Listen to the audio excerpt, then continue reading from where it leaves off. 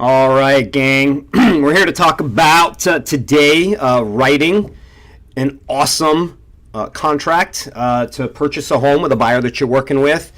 At this point, this is a critical piece of what we do, right? I mean, we work really hard all along to build relationships with people and create that rapport and convert that business out to where they're looking at homes. And now you're up to a point where you're ready to write an offer. So it's obviously important that you know how to write a great offer and put your client in the best position to succeed in this very competitive market that we're in. So we're going to go over several things today. There are some really key points that we're going to cover. And we'll talk about those things at length or in detail, but I just kind of wanted to give a quick summary of what those things will be. As far as the key points, obviously having the proper names on the contract is very important, both seller and buyer, and show you how to find that information and make sure that you've got that in there. Property information, the actual address and a parcel ID number and legal description. It's very important that information's in there. The escrow agent information, so who's going to be holding escrow, and what earnest money deposit is, and how that affects your offer. The numbers, your contract price and the financing, and your balance to close, the cash to close amount. Obviously, those are critical that we have that identified. Your time for acceptance of the offer, so when you submit it, when you expect to get a response back. Your closing date is obviously very important. The financing section of the contract, as well as your inspection period. So those are really kind of the key elements or key parts of the contract. There are other pieces, obviously, but those are kind of the key elements that you really need to have clarity on and be able to talk to your client about, so that when you're writing your offer, again, you're putting them in the best position to succeed, again, in a very competitive market. So that being said, we'll dive right in here. The other thing that I wanted to mention, actually, right before I dive in, is that, guys, it's important to think about these contracts also with the mindset that you're helping somebody purchase a home, right? Oftentimes it's the biggest financial purchase that they'll ever make in their entire life, right? That's a big deal. So these contracts are binding, right, on all parties. And as real estate professionals, we need to know what the contract says. So I encourage you guys to really read a contract. It's amazing how many agents in the market have never actually read the whole contract. I'll be honest, it's boring, but at the same token, again, you're helping somebody purchase a home that could be a home for the rest of their lives, for their family. It may be the only time in their life that they do purchase a home, and I just think that as a professional, you should know what it says so that you can better communicate to that buyer, okay? Now, we'll just take it from the top here, guys. The first page of the contract typically kind of takes the most time because there's a lot of information there. But at the end of the day, you want to make sure that everything is filled out. I am an absolute believer that you do not leave blanks on a contract, even if it doesn't apply. You would use the default or put NA, what have you. So make sure that when you're writing these offers and you're putting contracts together, that you are that you're making sure that every line that's got a blank or whatever is filled out. Okay. So from the seller side, naturally when you're writing an offer to purchase, you're representing the buyer.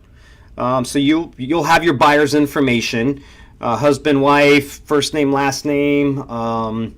If there's other parties involved, you'll have their names there.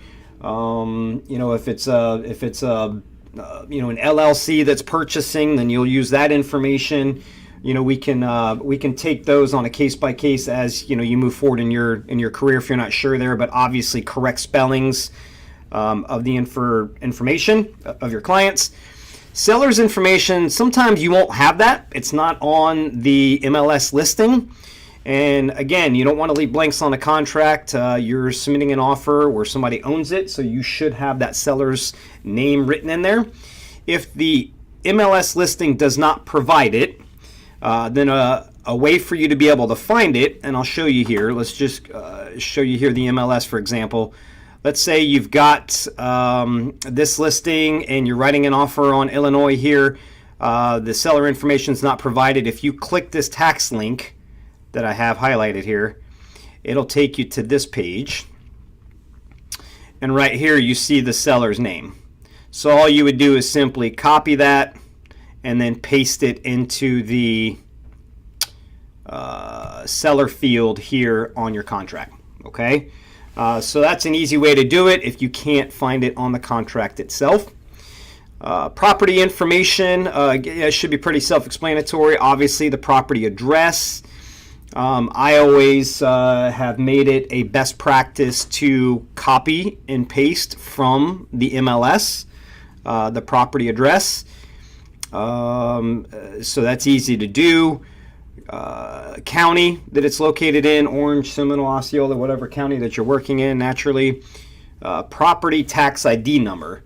Now this is also something that you can get directly from the MLS. So again, if we go back over to the MLS, if you copy this hyperlink here and then paste it into the property tax ID number, that's going to be your PID number, right? Your property identification number, right? So that's easy to do. Legal description, you might wonder, what's that? Where do I find that at? That's also on the listing. Again, we'll go back over to that. That is this section right here, legal description, Colonial Grove Estates, first edition, blah, blah, blah. You would copy that, paste that into this section here, and you're good, right? So the important part there is that you've got the correct information of the property that your client intends to purchase. Make sure that you've got sharp attention to detail on that, and that there's no mistakes, and that you've got those things copied and pasted correctly, so that your client doesn't end up accidentally buying the neighbor's house instead of the one that they're really interested in buying. All right, so that is that. Guys, just on another note too, as you move through, writing this information in your offer, as a part of being a professional, you want to make sure that your presentation of your offer is also sharp, right? So one of the ways you can do that is by making sure that when you are filling out these fields, that they're all centered with your text, right? In .lube, you can have the type start from the left and the right, or the right to the left. Either way, you want to make sure that they're all centered like they are now, so that again, as you present your offer, and this, the listing agent's receiving it and presenting it to the seller, it's clean, it's sharp, everything's centered, it's consistent, it all looks good. Just that alone might surprise you, is a differentiation point that may separate your offer from other offers. So moving on, the next section here that you really want to make sure you have clarity on is the personal property. Guys, again, if you read the contract, you'll see that there's a lot of stuff that's in the pretext here. Really, the only thing that's of real significance there is that if the property's listed, or that if the home that you're buying includes a washer and dryer, for example, or let's say a water softener system or a water filtration system, something of that nature, that's not in the pretext, so you want to make sure that you type that out as being included in the sale, okay? Excuse me. All right, and again, that's a case by case, but just be aware of that, because washer and dryer is not in the pretext. And, if it's a part of the deal and it's supposed to stay, you need to have it on the contract. Next section that's critically important, gang, is the money piece of it, really, and how these numbers work, how you add them up, what goes where, and the escrow information, right? So I always kind of start here with the escrow piece of it, make sure that that's filled out. Guys, it's important to understand that you, as the licensed agent that is preparing this document, you have a obligation to make sure that there is an escrow agent information provided, right? There's a statute somewhere in the Florida statutes, I don't know what it is, but there is a statute that says that us as the preparer of the document are required to fill in the information here. So we need to have the name of the escrow agent, which would be the company, the title company, the address, and a phone number. Those are the three fields that are required. If you have the additional email and fax, that's awesome. Please do provide. Now, that being said, sometimes you will find that information on the listing. Let's go over here back to the MLS and just see if I'm able to see that. It's not provided. Sometimes it'll be provided down here in the realtor remarks. So that's easy to get. You'll go in, you'll see that there. You'll copy and paste out of that section into the contract the pertinent information, okay? If it's not there, and you don't know what to do, you don't know what to fill in, right? And it's time sensitive. You need to get your offer written because, again, it's a hot market, it's competitive. You need to get that offer submitted as quick as possible. You don't have time to wait for the listing agent to respond to you. What I encourage that you do is use a default title company, which is the title company that we at the Nickley Group use for all of our listings, and that's going to be Supreme Florida Title. And we can make sure that you have that information to fill in there. But remember, this is not where the closing is going to take place. The information you're providing here is not the actual title company. This is an escrow agent. This is who's going to be holding the escrow up front initially. And if there's a different title company that's actually going to be closing on the transaction, it's easy for Florida Supreme Title to transfer those funds where they need to go. And or once you get your offer accepted, we can just simply do an addendum if necessary to have the proper title company information included. So just make sure, gang, that when you are writing offers that there's an obligation on your part to make sure that there is information filled out there. So first go to the MLS, look to see if there is that information provided. If you have the time, it's not super time sensitive, and you have time to talk to the listing agent and get that information, great. If not, then use the default Florida Supreme Florida Title and then submit your offer that way, and we can always amend it later, okay? All right. This default here, as far as when the escrow is due, it's default of 3 days. Guys, it's important to remember there too that when you're submitting an offer, there's a deposit, an escrow deposit or an earnest money deposit that you're submitting as a part of your offer. We're going to talk about that more here in a second. But there's no money that changes hands when you just submit the offer. Right? The way that we write our offers is that money changes hands, which goes to the title company or the escrow agent within 3 days after the effective date of the contract. So it's important, again, that when you're talking with your clients about submitting your offer, that you educate them on the fact that once this offer is accepted and we have an effective date, within 3 days of that, they're required to put that earnest money deposit up with the title company, okay? So let's get into the numbers here, gang. So obviously your purchase price, and we're going to show an example here. So purchase price, let's just say, is $200,000.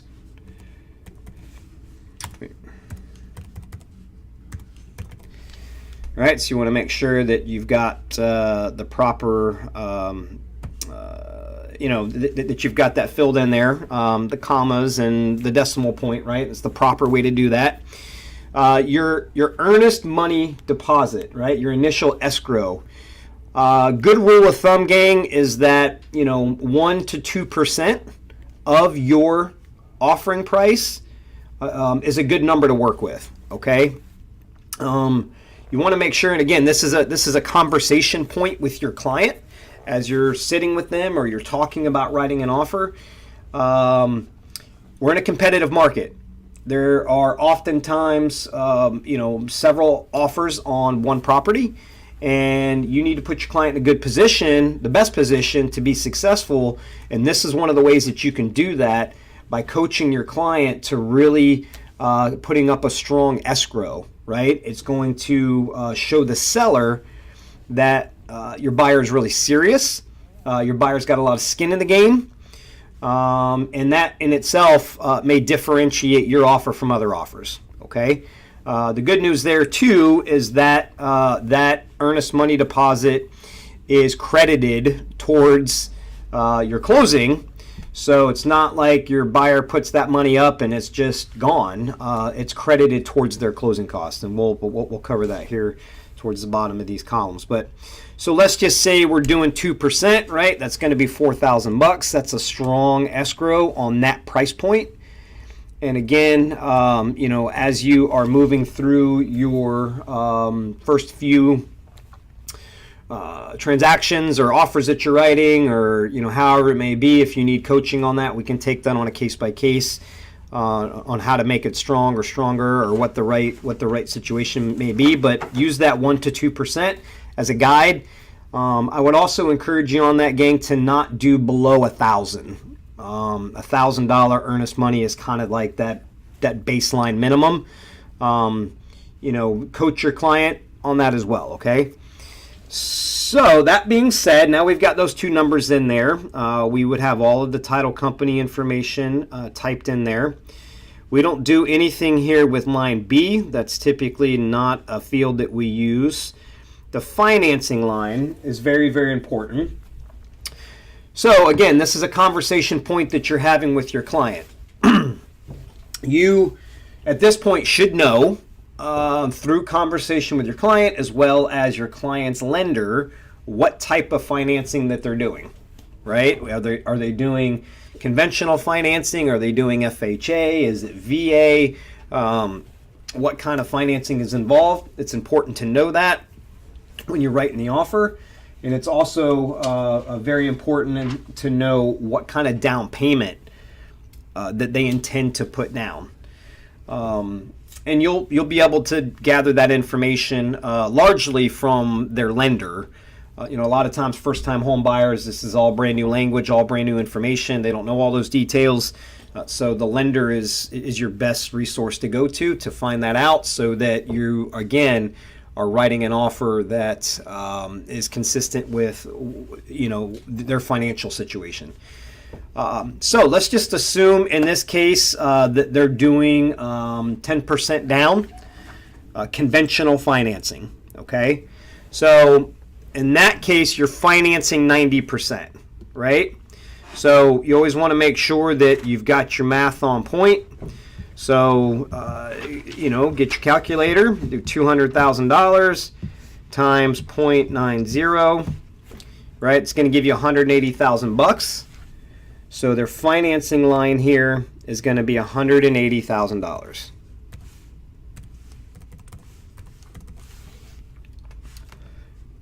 All right. So, again, you've got $200,000 purchase price. You know that they're putting 10% down. They're going to be financing 90% of that loan. So this line here shows the amount that they're financing. All right, fair enough. Line D we don't use. E would be their balance to close, right? This is going to be based on that purchase price. What their obligation is as far as cash out of pocket to the closing table. Okay. as it relates to the financing. So again, if it's a $200,000 purchase and they're putting 10% down, then you're going to take that 200,000 and you're going to go times 0.10. So that's $20,000, right? But then you're going to subtract. This is where that escrow gets credited. You're going to subtract that $4,000 from that 20,000 number, and you're going to put that in right here, which is $16,000. Okay? So that's the proper way to write that, gang. You have a $200,000 offering price. Your client's putting up a $4,000 initial escrow. They are financing at 90%. So it's a 10% down. And so you take that 200,000 times 10% and then subtract the initial escrow from that. That is their cash to close amount. Not including, as you'll see there, buyer's closing costs and prepaids or any prorations. Okay. So what you always want to do on that, gang, as a best practice, always, to make sure that you did the math properly, do the math backwards. So start at the bottom, 16,000 plus the 180. Wait a minute, 16,000 plus the 180 plus the $4,000 gives you $200,000, right? So you know you did the math properly there. All right. So moving on, the next section here, gang, is your time for acceptance, and that is when you're submitting your offer, and you are. This is the time frame that you are telling the listing agent and the seller in which you want a response back. Okay. It's important to know there. Again, guys, you got to be able to talk to and coach your client as to a realistic expectation here, right?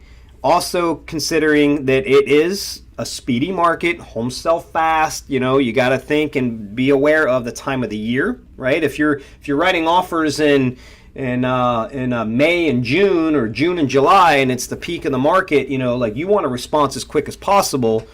Versus, let's say, a different time of the year, maybe over Christmas, where things might not be as brisk. Okay, but either way, you need to be aware of that and set realistic expectations. So, in other words, if I'm submitting an offer right now, it's 10 o'clock on a Thursday morning. I can't expect to have a response back today by 5, right? But certainly within 24 hours is a reasonable expectation. In the hot market that we're in, you wouldn't want to have a time for acceptance, 48 to 30, to 72 hours out, right? Like, you wouldn't want it that far, because that would put the seller in a position where they're able to just kind of keep your offer on hold as they receive other offers. So we want to make sure, again, that you're aware of that and that you're coaching the client accordingly. Okay.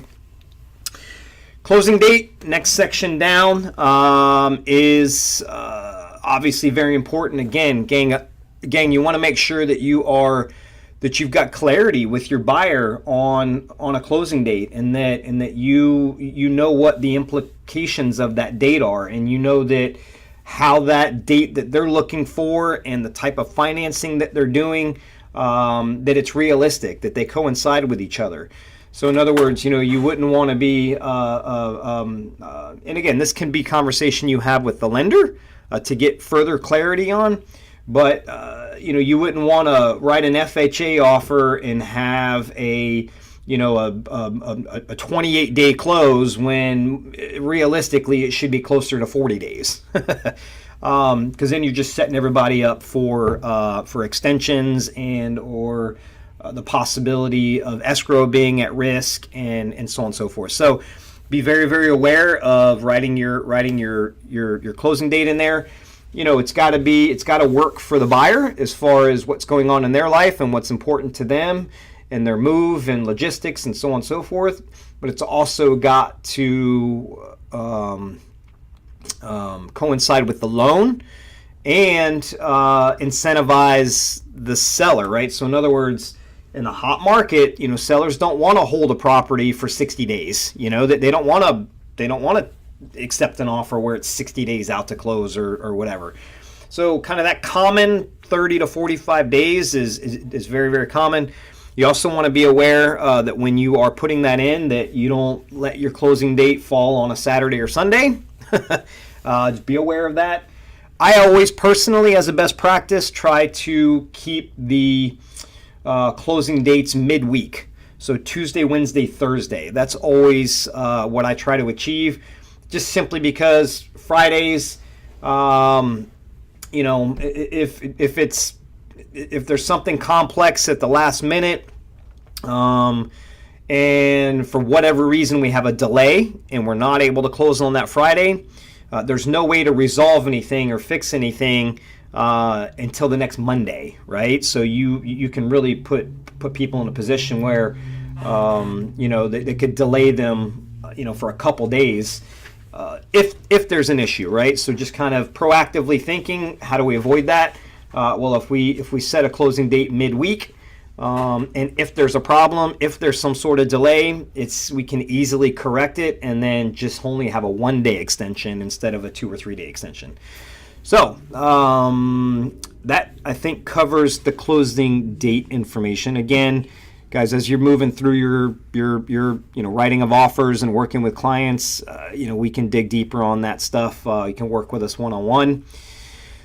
This next section here, occupancy and possession, again, just kind of read through it. If there's not a whole lot that we do there unless the home is subject to a lease. That would be, again, if you are working with like an investor or something along that lines. We'll take that on a case-by-case. The assignability section here, most of our offers that we write, it's this last one here, may not assign this contract. Financing section. This is important, guys. We'll spend a couple minutes here. So, naturally, you're working with a buyer, and they are getting financing. In our example before, it's conventional financing, 10% down, and they are submitting their offer, knowing that it's a conventional offer. Financing's involved, so we've got to make sure that when we present it, that it's written properly here, and that we've got the right checks and information in the correct boxes. So naturally, you're going to make your financing B, select B. It's the contract's contingent upon buyer obtaining approval for conventional financing. In this case, naturally FHA, if that was the case, VA. Other would be USDA. It's the only other kind of loan program that I'm aware of. Obtaining an approval for that loan within, and then blank days, right? It's important here, guys, that you kind of calculate this out. Again, I don't like leaving blanks on a contract, and I know it says if left blank, then 30 days. But what if the offer that you wrote has a 30-day close? This is saying that your contract is contingent upon buyer obtaining approval for a conventional loan within blank days after the effective date, right? Quote unquote, your loan approval period. So you want to put your client in a position where they've got that loan approval, a few days or a week, best case scenario, before that closing date. So again, if we had a 30-day close, through conversation with your lender, or the buyer's lender, that you've got clarity and you've got an understanding on that side of how far along they are on the process, and what that lender's expectation is of being able to issue a loan approval. Okay, so that's a case by case, but just be aware not to leave that section blank. Because again, you could put your client in a position there that that their escrow could be at risk. Okay. Next section here is the type of financing. Is it going to be a fixed rate loan? Is it an adjustable rate loan? Fixed or adjustable rate loan? In most cases, folks that are buying a home as their primary residence, they're going to live in it. And most of the time, it's a fixed rate loan. You know, loans and rates right now are really, really good. They have been for quite some time. The adjustable rate and the fixed or adjustable just kind of puts your client in a more vulnerable position. So fixed rate, I would recommend as being your kind of go-to option. But again, through discussion and clarity with the lender and your client, you'll know what the right one to select there is, okay? Next one says that fixed or adjustable rate in the loan amount above at an initial interest rate not to exceed. I always put in a percentage there. Always, always, always. If you leave it blank, as it says, then it's the prevailing rate based on the buyer's credit worthiness. So, again, gang, through discussion with your lender, with the borrower's lender, you know, and all of this, by the way, you can get in a 5-minute conversation with the lender, right? It doesn't take, you know, a long time, particularly if you're working with the Purcell team at Certified Mortgage Planners. They're going to give you everything that you need so that you can make sure that you've got the offer completed. But again, rates are, let's just say in this example, with that conventional loan, you know, my borrower is getting a rate of 4%, okay? If you put in here, you know, 4.1% or 4.2%, not to exceed. So really what this means, guys, is that as you submit your offer, you're telling the seller that the buyer is getting financing. It's a conventional loan, that they expect to have a loan approval within blank amount of days at an interest rate not to exceed, let's say, 4.2%, okay? Now, as we move through, as your borrower, your buyer is moving through the financing due diligence period, if that lender comes back to them and says, hey, the only way that we're able to do your loan, the only way that we're able to complete it is it's going to be a 5% interest rate. Because you put not to exceed 4.2 here, your buyer is not obligated to proceed if they don't want to. So you're protecting your client here, okay? And this is a value piece that you bring to your client when you're talking to them about how you're going to protect them with the language and the terms in the offer. Now, naturally, the client could move forward if they wanted to, but again, they're not obligated to when you have this not to exceed number in there. So be aware of that. Excuse me. If you don't have anything there and you leave it blank, then prevailing rate based on the buyer's credit worthiness. So in that case, the buyer would be worthy of a 5% rate. So your buyer wouldn't be able to back out. They wouldn't be able to say no. So anyway, just wanted to make sure that I spent a couple minutes on that. And then this is the term of the loan, 30 years. If it was 20 years or 15 years, again, you'll be able to get that from the lender. But most times it's 30 years, okay? Next one is seller shall make a loan application for financing within, use the blank here or use the default 5 days. But again, make sure that it's filled out. Don't just leave blanks. It's like nails on a chalkboard for me. Nothing else there to really kind of talk about and fill out. These two here are typically always left blank. Nothing that you need to fill in here at all. Title evidence and insurance. Again, guys, use the default here. That's most common, 15 days. That's not like a key critical element of how to construct a good solid offer. Option A is typically selected here as far as who's selecting the title company. Home warranty, that's optional, guys.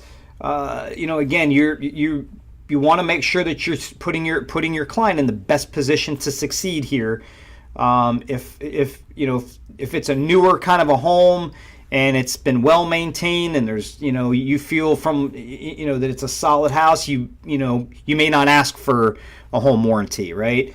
Or maybe you go in asking for a home warranty with an expectation of being able to negotiate it away, okay? Coach your clients on this. Talk to them about the pros and cons and how that may or may not affect their offer. But whether or not you want your buyer to pay for it or the seller to pay for it, put in who's going to be providing the warranty and the cost not to exceed. Again, guys, don't go in and say, yeah, seller to pay for a home warranty, but then not have any information down below as to who's going to provide it and what dollar amount you're asking them to pay. Okay. Special assessments, again, select A. We can go higher level on that in another training, but that's pretty common. Basically, if there's any special assessments due on the property, a seller's going to pay any of those installments that are due prior to close. Buyer's going to pick it up post-close. That's pretty fair for all parties. Nothing really pertinent here. Use the default here of 20 days for your due diligence with any sort of flood insurance or flood zone that may be necessary there, so that your client can get quotes and an understanding of how that impacts their payment. The next piece, really, gang, of critical importance is your inspection period. Guys, this is really important. You want to make sure that when you are sitting down with your client and you're discussing, how we're going to get this offer together and what's important to them and how you're going to make it, competitive, especially if, again, there's other offers that you're competing with. The inspection period is something that, you can use as a tool to differentiate your offer, right? Commonly across the board, 10 days is very reasonable to get inspections done on the home. That being said, that's not cast in stone. It could be 7 days, it could be 5 days, it could be 12 days. But you want to make sure that you're coaching your client.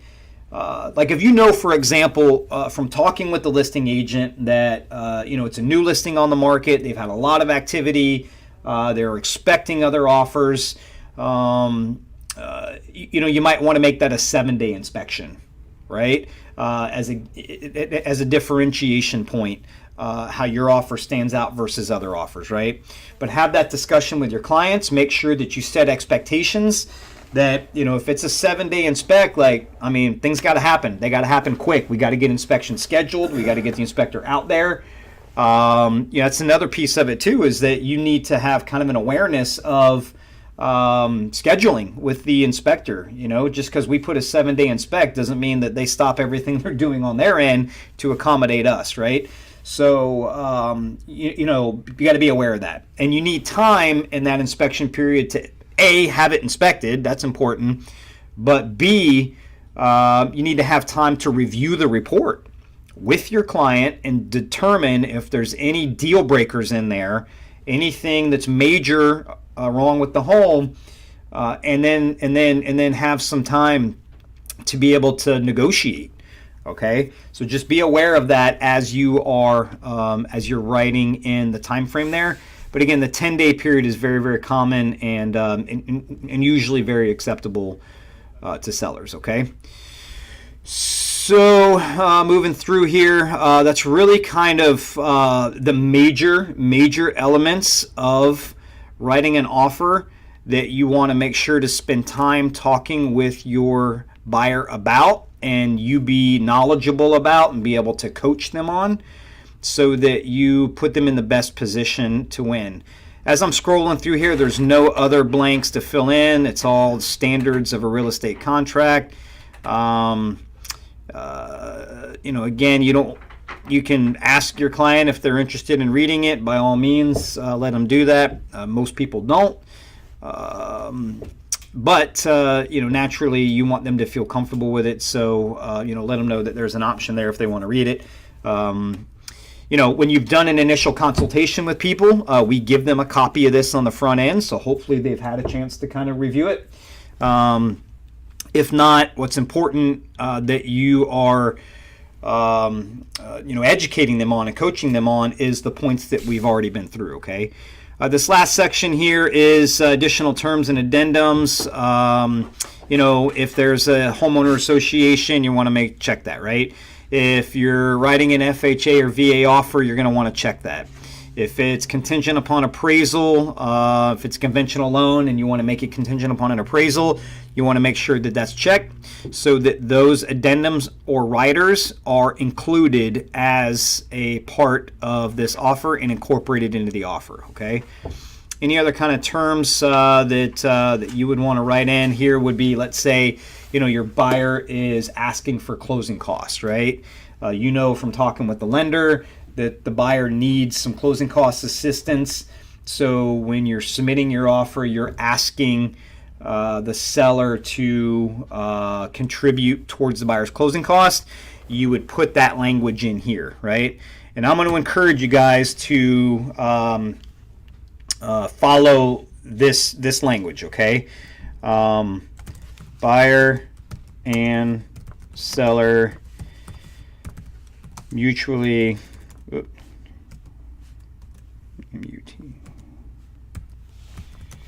can't spell that for some reason right now. I don't know why I'm having a spelling blockage there, but buyer and seller mutually agree that seller shall contribute up to, and you can use a percentage here. Let's say 2% of closing costs, 3% of closing costs, and or a flat dollar amount. So just for example purposes, let's just say it's $5,000 toward buyer's closing costs and prepaids to be paid at closing. Guys, in my opinion, that's the language that you would want to use when you're asking for closing costs. It clearly states what it is, and it covers all bases. That's how I write all of my offers when I'm asking for closing costs. So use that as as kind of a best practice or a benchmark, if you will. Beyond that, there's really not a whole lot that has to be done. Last page is a signature page. You as the agent are going to be, as the buyer's agent, are going to be the cooperating sales agent. So you're going to put in your name and information, the brokerage information, which is obviously our office. And again, as a best practice on this line, I always put in what the commission split is to the brokerage. So if it's 3%, I make sure that that's in there. Then as a courtesy, you could always put in the listing broker's information, their name and broker information there, okay? And then, that's pretty much it. So at this point, you've spent a lot of time, you've talked to your clients, you've educated them, you've demonstrated knowledge and expertise, and brought a lot of value to them on creating and drafting a great offer to put them in a position to succeed. So I appreciate you guys taking 45 minutes with me here to go through that. We'll make sure that we kind of do some sidebars with some specific topics related to those key elements for other trainings, so that you can kind of go back and reference those quickly. But I hope this was helpful and that you write some amazing offers and get your people in the best position. Thanks so much. Bye.